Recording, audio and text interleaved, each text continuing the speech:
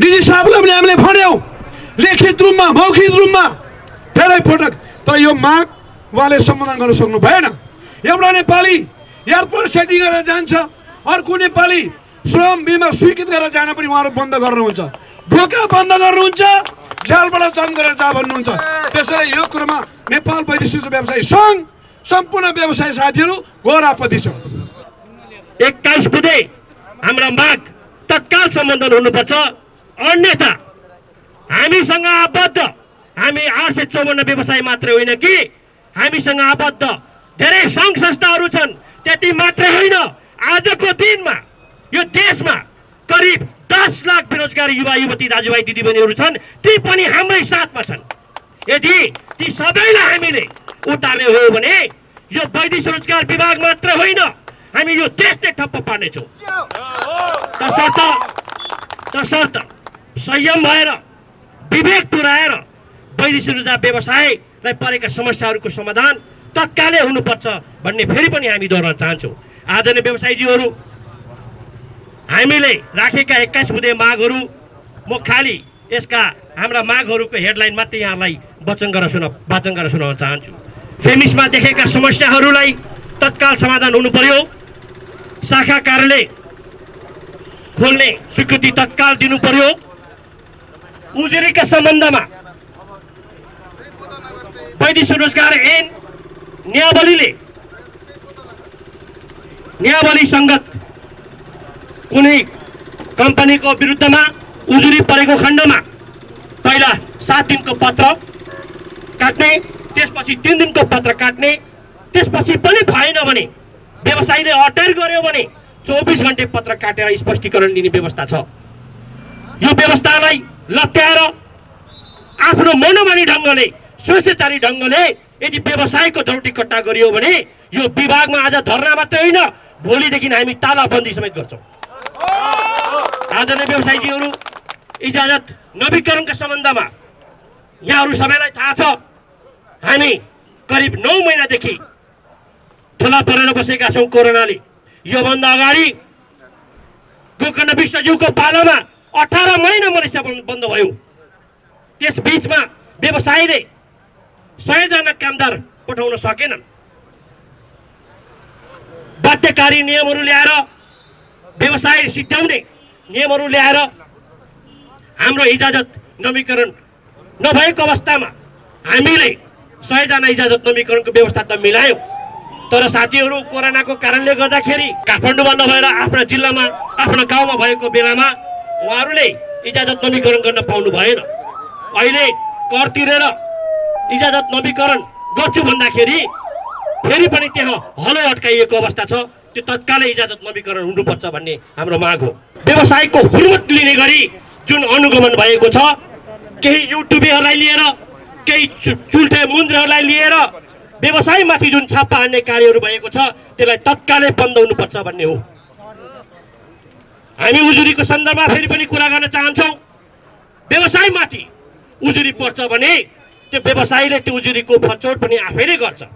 तसर्थ व्यवसायलाई उजुरीको फरचोट गर्नको लागि हिजोको दिनमा जुन मेलमिलाप ट्याक्स भन्ने थियो, आज मेलमिलाप ट्याक्स छैन। कामदारलाई साँच्चै नै मर्का परेको छ भने उसले न्याय पाउनुपर्छ। हामी जिम्मेवारी व्यवसाय हौ, हामीले 2 करोड धरौटी राखेर यो व्यवसाय सञ्चालन गरेको छौँ। तसर्थ यो हाम्रो जिम्मेवारी अन्तर्गत परेको हुनाले गर्दाखेरि मेलमिलाप समिति तत्कालै गठन गरेर व्यवसाय, उजुरीकर्ता, पीडित, व्यवसाय सबैजना बसेर हामी उचित न्याय दिनको लागि तत्पर छौँ भन्दै उजुरीको सन्दर्भमा तत्कालै हाम्रो माग पुरा हुनुपर्छ भन्ने हो। त्यस्तै गरेर कोभिड-19 को कारणले यो थला परेको यो व्यवसाय आज चलायमान हुन सकिरहेको अवस्था छैन। अलिकति व्यवसाय गर्छु भनेर लाग्दाखेरि विभिन्न बहानामा हाम्रो अफिसमा जुन छापा मार्ने कामहरू भएको छ, त्यसले गर्दाखेरि पनि व्यवसाय चलायमान हुन सकिरहेको अवस्था छैन। हामी आज खुल्ला भएर यत्रा बेरोजगार युवा युवतीहरू छन्, आज देशमा छन्। वार्षिक 5 लाख बेरोजगार युवा युवतीहरू यो श्रम बजारमा आउँछ भने अहिले आएर यो सङ्कटको घडीमा 10औं लाख बेरोजगारहरू छन्। यो जिम्मा हाम्रो काँधमाथि छ। तसर्थ हामीलाई हामीले राखेको धरोटीबाट 50 लाख जुन नगद धरोटी हामीले राखेको छौँ त्यो तत्कालै हामीलाई फिर्ता गरेर व्यवसाय चलायमान हुनको लागि हामीलाई फिर्ता दिनु पर्यो भन्ने पनि माग हो। त्यस्तै गरेर व्यवसायलाई जानकारी नगरी व्यवसायीसँग छलफल नगरी कुनै सूचना नदिई हाम्रो जुन धरोटी कट्टा गर्ने गरिएको छ त्यसलाई तत्कालै बन्द गर्न पनि हामी माग गर्दछौँ। हाम्रा विगत 10 वर्षदेखि एउटै माग हामीले बारम्बार निरन्तर रूपमा उठाएका छौँ, जुन माग भनेको व्यवसायको सेवा शुल्क हो। हामी निजी क्षेत्रको व्यवसाय हो। हामीले पुँजी लगानी गरेर हामी व्यवसाय सञ्चालन गरेका छौँ। तसर्थ सरकारले तोकेको 10,000 सेवा शुल्क यो अव्यावहारिक, अवैज्ञानिक र समय सापेक्ष छैन। तसर्थ हामीले टेकबहादुर गुरुङको पालामा भएका 31 बुँदे सहमतिलाई हुबहु पालना गरोस् र व्यवसायको यो 10,000 सेवा शुल्कलाई नीतिगत सुधार के गर्नुपर्ने र तत्कालीन सुधारहरू के गर्नुपर्ने भनेर छर्लङ्ग पारेको छ। आज 1 वर्ष भयो त्यो उहाँले कार्यान्वयन गर्नु भएन। म धेरै पटक उहाँसँग निवेदन गरेँ, पत्र लेखेँ, धेरै लोयल भएँ, तर व्यवसायका मागहरू पुरा नहुँदा हामी यहाँ यो कारणले उपस्थित आज यहाँ हुन आएका छौँ। त्यसकारण म के भन्छु भने मैले डिजी साहबलाई पटक पटक फोन गरेँ, गोरेजी म त यस्तो ठाउँमा बसेको छु कि म त नर्कमा बसेको छु भन्नुभयो। नर्कमा बस्नु छ भने किन बस्नु भएको छ? आजै छोडिदिनुहोस्, अहिले छोडिदिनुहोस्। काम गर्न सकिँदैन भने आफ्नो अधिकारको काम नगर्नु पनि त्यो अधिकार दुरुपयोग हुनेछ। यहाँले बुझ्नु भएको छ कि छैन? यसरी बुझ्नु होला। तर हामी लोयल भयौँ। सबै व्यवसायका समस्या होस्, कोभिडको कारणले थला परेका छौँ। यसभित्र पनि हामीले तपाईँलाई पटक पटक विदेशमा भएका नेपालीहरूको उहाँहरूलाई नेपाल ल्याउनको निमित्त तपाईँहरूसँग हामी सहकार्य गरेर हामी निजी व्यवसायले पनि सम्पूर्ण अलपत्र भएका व्यवसाय के अरे कामदार साथीभाइ दिदीबहिनीहरूलाई हामीले नेपाल ल्याएका छौँ। आज 75 करोड छुट्याइएको छ बजेट। आज अलपत्र हुँदाखेरि यहाँ सेटिङ भएर आएका छन् मान्छेहरू। अहिले ढोका बन्द गरिएको छ व्यवसायीहरूको। तर अस्ति मात्रै 12 जना कर्मचारी अध्यापनबाट फिर्ता भए। किन भयो त भन्दाखेरि सेटिङको कारणले मान्छेहरू पठाउँदाखेरि केही कारणले नमिल्दा उहाँहरू फिर्ता हुनुभयो, इमिग्रेसनका कर्मचारीहरू। त्यो किन? यदा संस्थागत बन्द गर्ने उता चाहिँ हजार मान्छे बाहिर पठाउने कारण के? त्यो स्वास्थ्यको प्रोटोकलले कहाँ बनेको छ त्यस्तो? त्यसकारण म के भन्छु भने तपाईँले सुन्नुभयो कि सुन्नु भएन डिजी साहब, गृहको उपसचिवज्यूले 8,500 भिजिट भिसाबाट गएका छन् भनेर प्रतिवेदन दिनुभएको छ। त्यसको बारेमा कहिले बोल्नुभयो तपाईँ? त्यसको बारेमा बोल्न आउँछ तपाईँलाई? आएन। हाम्रा समस्याको बारेमा डे टु डे हुने काममा तपाईँले वास्तै गर्नु भएन। केही मिडियाका साथीहरूलाई लिनुभयो होला, कहाँनिर के छ भनेर केही तलका कर्मचारीहरूले दौडधुप गर्नुभयो। त्यो क्यामेरा सहितको लान भनेर कुन नियममा छ, कुन नियमावलीमा छ तपाईँलाई? त्यो छैन। त्यसकारण म के भन्छु भने अब सुधारिनुहोस्। यही विभाग हो, यहाँनिरबाटै नै 10औं कर्मचारी एकैचोटि समातेर गएका छन्। के छ भन्ने कुरा त तपाईँहरूलाई पनि थाहा होला। त्यसकारण किन समाते भन्ने कुरा तपाईँले बुझ्नु भएको छ होला। दैनिक कार्यहरू कसरी भएको छन् तालमा तपाईँले बुझ्नु भयो होला। विभागमा कसरी भएको छन् तपाईँले बुझ्नु भयो होला। तर आज हामीले 21 सूत्रीय माग लिएर आएका छौँ, त्यो अविलम्ब हुनुपर्छ। तपाईँलाई थाहा छ डिजी साहब, सचिवज्यूले नयाँ सचिव आउन साथ के भन्नुभएको छ भने कुन के तहबाट काम हुने हो विभागबाट त्यो तपाईँ तुरुन्त गर्नुहोस् भन्दा किन गर्नु भएन? आज सचिवज्यूले कार्यदल बनाउँदै हुनुहुन्छ। हामीले नेम लिस्ट पठाइसकेका छौँ र व्यवसाय र मन्त्रालय बिचमा भएका कार्यहरूलाई अगाडि बढाउन मागलाई सम्बोधन गर्न एउटा कार्यदल बन्दैछ। तर यहाँबाट वास्ता छैन। कारण के हो म केही बुझ्न सक्दिनँ। तपाईँले आफ्नो दैनिक कार्य र आफ्नो अन्तर्गत विभागले गर्नुपर्ने निर्णय नगर्दा नै यो उपस्थितिले तपाईँलाई जनाउ गरेको छ। यो कुरा बुझ्नु होला। तर भोलि तपाईँले हाम्रो सम्बोधन टेबलबाट वार्ताबाट र आफूले गर्नुपर्ने काम यदि गर्नु भएन भने त्यसको रिजल्ट 2 दिनपछि हामी देखाउनेछौँ। त्यसकारण तपाईँले आजैदेखि हाम्रा मागलाई हेर्नुहोस्, कुन माग कति बेला गर्न सक्नुहुन्छ। अब हामी तपाईँको टेबलमा वार्ता गर्न आउँदैछौँ। त्यहाँ हामीलाई तपाईँले प्रश्न पारिदिनु पर्ने छ। त्यसकारण व्यवसायी साथीहरू अब यो उपस्थितिलाई तपाईँहरूलाई म धन्यवाद दिन चाहन्छु। धेरै बोल्न म चाहँदैन, धेरै कुराहरू मागमा छन्, धेरै कुराहरू लिखितमा दिएका छौँ र केही मन्त्रालयले कार्यदल गठन गरेर केही हाम्रा मागहरूलाई सम्बोधन गर्ने प्रक्रिया छ र हामी चलायमान निमित्तको लागि अब धरोटीबाट केही मन्त्री परिषदले निर्णय गर्ने अवस्थामा पनि पुगेका छौँ। त्यो कारण के हो भन्दाखेरि केही टेक्निकल्ली कुराहरूले हामी अलिकति तल परेका छौँ। त्यो ऐनले धरोटीमा राखेको ऐनलाई अलिकति केही नियमले अलिकति परिमार्जन गर्नुपर्ने भएकोले ढिला भएको छ। त्यो कार्यहरू आउनेछ, तपाईँहरूको सामान्य हामीले भन्नेछौँ। त्यसकारण अबका कुराहरूलाई हामीले चाहिँ टेबलमा राखेर अबका कामहरूलाई सम्बोधन हुने गरी अब हामी कन्टिन्युटी दिनुपर्छ।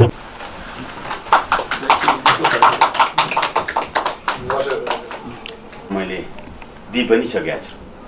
वास्तवमा डी साहबलाई मैले एउटै स्पष्टीकरण गराउन के चाहन्छु भने हजुरले यहाँ पद बहाली गरिसकेपछि व्यवसायका निमित्त केही गर्छु, व्यवसायका भएका समस्याहरू सुधार गर्छु भनेर हजुरले चाहिँ 2 दिने एउटा गोष्ठी गर्नुभएको थियो। लगभग त 1 वर्ष हुन लाग्यो। हामीले प्रतिवेदन बुझाएको छौँ, विभिन्न निकायले प्रतिवेदन बुझाएको छ। त्यो 2 दिने गोष्ठीमा परराष्ट्र मन्त्रालय, अर्थ मन्त्रालय, गृह मन्त्रालय, मानव अधिकार र विभिन्न देशका बाट आउनुभएका श्रम कन्सुलरज्यूहरू, श्रम सहचारीज्यूहरूले दिएको सुझावलाई अहिलेसम्म किन कार्यान्वयन भएन? यो एउटा चुनौतीपूर्ण कुरा हो। यो चुनौतीपूर्ण कुरा हो। यसलाई चाहिँ के छ भने हामीले फेमिस राख्यौँ। वास्तवमा उहाँहरू फेमिसप्रति पनि त्यति सन्तुष्ट भए जस्तो लाग्दैन मलाई है। अलि फितलो नेतृत्व भयो भने फेमिस पनि उड्न बेर छैन यहाँ। त्यसले गर्दाखेरि के छ भने यहाँ हामीले के गर्नु पर्यो भने कार्यविधिहरू विभिन्न खालका कार्यविधिहरू नबनेका होइन, भनिएकै हो। त्यस्ता कार्यविधिबाट जस्तै अब जिटको सम्बन्धी कार्यविधि, घरेलु कामलाई पठाउने कार्यविधि, यस्ता कार्यविधिहरू यदि हामीले बनाउन थाल्यौँ भने त्यहाँ पनि एकाधिकार देखिएको छ र त्यो पनि हामीले अन्त्य चाहिँ गर्नै पर्छ। तर त्यो मेरो कार्यक्षेत्रभित्र पर्दैन होइन। र तपाईँले भनेको कुरा चाहिँ के हो भने यस्ता खालका विकृतिहरू रोक्नको लागि यो विभागको मुख्य कामै त्यो विकृति रोक्ने काम हो कि। त्यो विकृति रोक्नको लागि चाहिँ हामीले काम गर्नै पर्छ। त्यसले गर्दा कसैलाई असर गर्ला, उहाँहरू पनि अनुशासित ढङ्गबाट अगाडि बढ्नुपर्छ। विभिन्न नीति नियम कामहरू हामीले फलोअप गर्नै पर्छ। 18वटा तपाईँको विज्ञप्ति दिए भन्नुहुन्छ। सबै विज्ञप्ति म वैदेशिक रोजगार विभागको महानिर्देशक एब्सोल्युट त होइन त। नीतिगत रूपमा मैले माथि सोध्नुपर्छ, कतिपय विषयहरूमा परामर्श लिनुपर्छ, कतिपय उहाँहरूका आफ्ना स्वार्थका विषयहरू छन् ती विषयहरूलाई मैले लागू गर्नु पनि हुँदैन, कामदारलाई असर गर्छ त्यसले। जस्तै उहाँहरू के गर्नुपर्छ, विज्ञापन र पुनः विज्ञापनका विषयहरूमा चाहिँ आइटीमा परिवर्तन गरिदिनु पर्यो भन्नुहुन्छ। हामी त्यो गर्न सक्दैनौँ किनभने त्यसले प्रत्यक्ष कामदारलाई असर गर्छ। पटक पटक उहाँको माग छ यो विषय। अब उहाँहरू भन्नुहुन्छ धरोटी काट्दाखेरि चाहिँ कामदारहरूलाई हामीसँग समन्वय गर भन्नुहुन्छ। प्रमाणहरू मसँग छन्, समन्वय मैले किन गर्नु होइन। त्यस कारणले के छ भने हामीले स्पष्ट रूपमा कानुनको फलोअप गरेर अगाडि बढ्दाखेरि नीति कानुनका फलो गर्दाखेरि यो चाहिँ जसले गलत गरेको छ त्यसलाई त असर गर्छ नै। यो गलत गर्नेहरूले चाहिँ मोमो गर्नुपर्ने बेला चाहिँ हो। यो कोभिडको समयमा श्रमिकहरू ठगिने, बढी पैसा लिने यस्तो क्रमहरू देखियो होइन। यसमा चाहिँ किन विभाग चाहिँ अलिकति कमजोर भएको हो वा व्यवसायीहरूले चाहिँ विभाग र सरकारले प्रभाव पारेका हुन्? यो मौका कि उनीहरूले मौका लिएको भन्न सक्नुहुन्छ तपाईँ? होइन, यो के छ भने अब विभागलाई प्रभाव पारेको हो भने कहाँनिर विभाग प्रभाव पर्यो त्यो पनि हामी स्पष्ट हुनुपर्छ। त्यो हुनैपर्छ। मैले भने नि यो सेक्टर जुन छ नि यो एकदम प्योर सेक्टर होइन होइन। यहाँ चाहिँ के छ भने अनेक खालका माल प्र्याक्टिसहरू यहाँ छन्। माल प्र्याक्टिसहरू मेनिपुलेसनहरू यहाँ छन्। चाहे त्यो निजी क्षेत्रबाट होस्, हामी कर्मचारी पनि दुधले धोएको म भन्दिनँ। हामी कर्मचारीहरूभित्र पनि समस्या छ र निजी क्षेत्र यसमा चाहिँ लागेको छ पछाडि। हामी बिक्री भइनौँ भनेदेखि लु त कसरी किन्छ उसले होइन। त्यस कारणले यो कहाँ कसले बिक्री गर्ने र कसले किन्ने भन्ने कुरा चाहिँ यो बहुत समस्या छ। जहाँसम्म कोरोनाको क्षेत्र छ, कोरोनाभन्दा पछि आएर यो त के छ भने 50 सालदेखि यताको कुरोलाई मैले एनालाइसिस गर्छु कि अहिले 27 वर्षलाई एनालाइसिस गर्दा यो वैदेशिक रोजगारमा ठगिने र ठग्ने जुन प्रवृत्ति हो यो दिन प्रतिदिन यसको एरो चाहिँ माथि चढिरहेको छ। आफ्टर कोरोना त झन् यति धेरै मुद्दाहरू आए यहाँ र मुद्दाहरू प्रत्यक्ष अप्रत्यक्ष रूपमा मेन पावरसँग सम्बन्धित छ। हाम्रो अम्ब्रेला हामीले हाम्रो मन्त्रालय भनेको त मन्त्रालय हो। मन्त्रालयले योभन्दा ठुलो निर्णयहरू पनि गरिदिन सक्छ, कोअर्डिनेसन गर्न सक्छ, सहकारी पनि गर्न सक्छ, हामीलाई निर्देशन दिन पनि सक्छ। मन्त्रालयको काम हो त्यो होइन। त्यो त्यसमा त हामी जतिखेर पनि इन्भल्भ भइहाल्छौँ, त्यसमा कुनै अप्ठ्यारो मान्नुपर्ने कुरै छैन है। तर म एउटा कुरो के भन्छु भने एकजना इमान्दार मेन पावर व्यवसायीलाई ल्याएर गएर सोध्नुहोस्, म इमान्दारलाई भन्छु विभागले ताचलले कहाँनिर डिस्टर्ब गरौँ भनेर। यदि उहाँबाट पनि यस्तो खालको कुरो आयो भने चाहिँ मैले सच्चिन तयार हुनुपर्छ। अब एउटा कुरो के बुझिदिनु पर्यो भने हामीले चाहिँ यो फेयर रिक्रुटमेन्टमा हामी गइसकेपछि फेयर रिक्रुटमेन्टका 5-7वटा कम्पोनेन्टहरू हुन्छन् हेर्नुहोस् है। फेयर रिक्रुटमेन्टमा हामी फेयर रिक्रुटमेन्टमा के हुन्छ भने त्यसको मेरिटको कुराहरू आउँछ, योग्यताको कुरा आउँछ, त्यसपछि तालिमका कुराहरू आउँछन्, ओरिएन्टेसनका कुराहरू आउँछन्, अनि त्यसपछि उसलाई चाहिँ छनौटको कुराहरू आउँछ, अनि फाइनेन्सियल कुराहरू कति पैसा लिने भन्ने कुरा आउँछ, त्यसका सोसियल सेक्युरिटीको कुरा, इन्सुरेन्सका कुरा आउँछ, कल्याणकारी कोषका कुराहरू आउँछन्। त्यसपछि हामीले फेयर रिक्रुटमेन्ट गर्दाखेरि हाम्रा संस्थाहरू कस्ता छन्, जस्तै मेन पावर कम्पनी या कुनै संस्थाहरू कस्ता छन्, कति उनीहरू फेयर छन्, त्यो कुराहरू आउँछ, कोड अफ कन्डक्ट, यी सबै कुराहरूको कम्पोनेन्ट हामीले यदि मिलाउन सक्यौँ भने त्यसपछि मात्रै फेयर र स्ट्रङ एउटा कामदार विदेश जान सक्छ, हेल्दी जान्छ। हाम्रो त के छ भने फेयर रिक्रुटमेन्टका कम्पोनेन्ट हामीले कति पुरा गरेका छौँ, त्यसले गर्दा पैसा लिइदिने 6 महिना 1 वर्षसम्मको तपाईँको पैसा उठाउने, अनि उहाँ गएर 6 महिना 1 वर्षको पैसा उठाउनलाई नि उसलाई चाहिँ तपाईँको चाहिँ 1 वर्ष लाग्छ, डिप्रेसनमा जान्छ स्वाभाविक रूपमा होइन। त्यस कारणले हामी फेयर रिक्रुटमेन्टमा जानुपर्छ। यो अब मर्ने भन्ने कुरो अथवा उहाँहरू मृत्यु हुने भन्ने कुरा त यो अब कसैले रोक्न सक्दैन, यो नेचुरल कुरा भयो। तर त्यो नेचुरल कुरालाई पनि हामी मिटिगेसन कम गर्न चाहिँ सक्छौँ होइन। एउटा डिप्रेसनको कुरा छ, दोस्रो कुरो चाहिँ तलबै नपाउने हेरेसमेन्टका कुराहरू पनि छन्, अनि अर्को कुरो यहाँ र त्यहाँको एक्लिमेटाइजेसन हुन नसक्ने टेम्परेचर है। जस्तै अब तपाईँको चाहिँ यहाँको मोडरेट टेम्परेचर छ नेपालको, त्यहाँ गएर एकैचोटि 45 आउटडोरमा गएर काम गर्नुपर्ने र अनि सुत्न जाँदाखेरि एसीमा सुत्ने, हार्ट एटेकको सम्भावना होइन, तलब नदिने, कामदारहरू र मालिकको बिचमा राम्रो सम्बन्ध नहुने, त्यसपछि यहाँबाट गइसकेपछि चाहिँ कम्पनीहरू टाँट पल्टिने, अनि अर्को कुरो के छ भने उनीहरूको गुनासो चाहिँ इन टाइमली सुनवाई नहुने। जस्तै म अप्ठ्यारा छु, मलाई उद्धार गरिदिनु भन्दा भन्दै उद्धार गरिदिनु हुन्थ्यो, मान्छे उहाँलाई अप्ठ्यारो पर्न सक्छ।